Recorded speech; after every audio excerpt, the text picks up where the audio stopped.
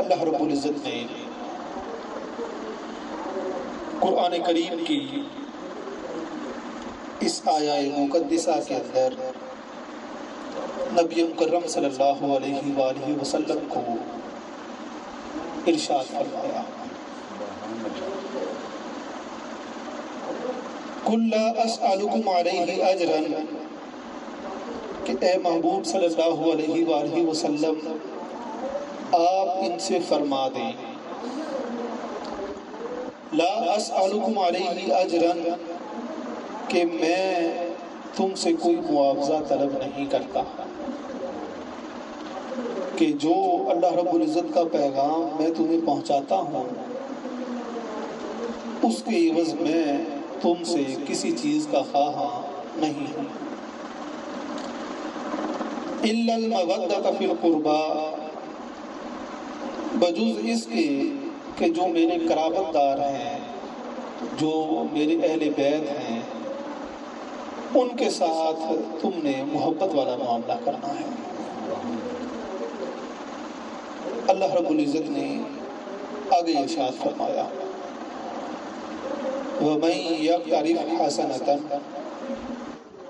جو کوئی شخص نیکی کرتا ہے، نزد لہ فیہا حسنا، ہم دوبالا کر دیں گے اس کی نیکی کے حسن کو،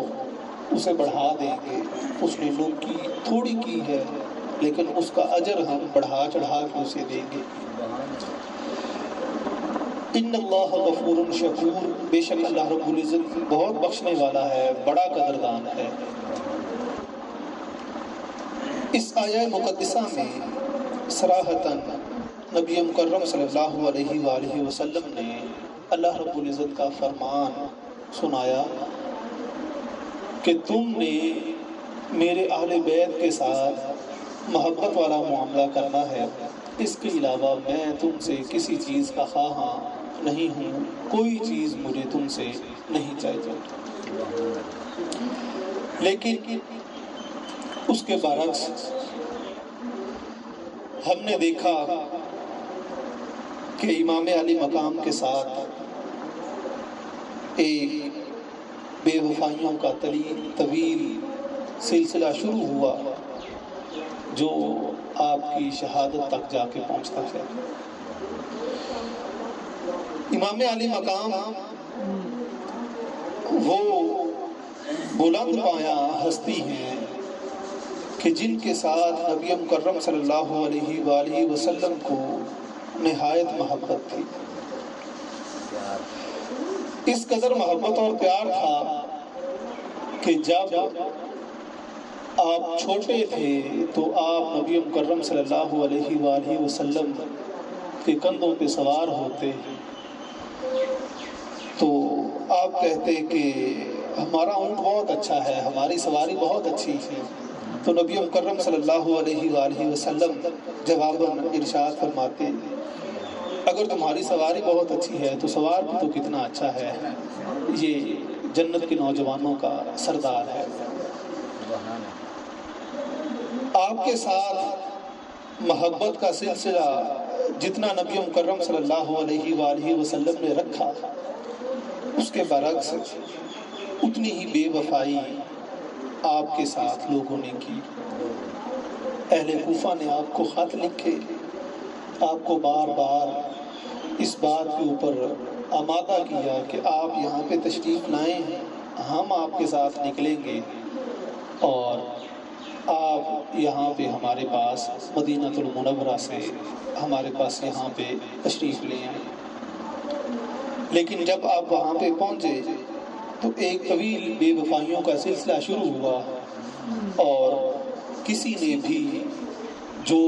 ساتھ دینے کا وعدہ کیا تھا وہ وفا نہ کیا۔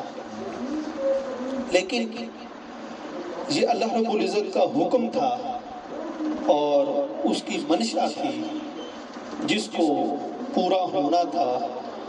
اور آپ نے اس کو پورا کر کے دکھایا۔ جس طرح سے کہا جاتا ہے کہ اصطلاح شوق بسیار است و من دیوانہ، کہ محبت کی اصطلاحیں، محبت کی باتیں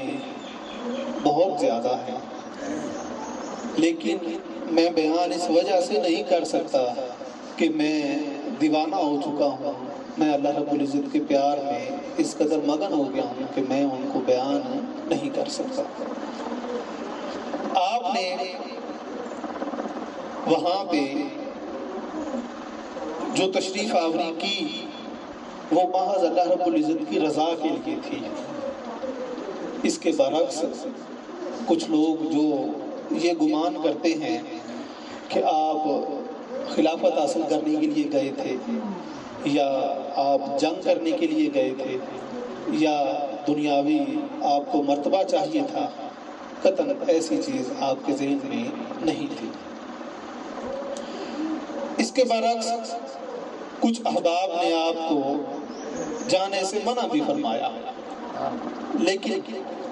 آپ نے اللہ رب العزت کے حکم کو بجا لاتے ہوئے عمل کیا۔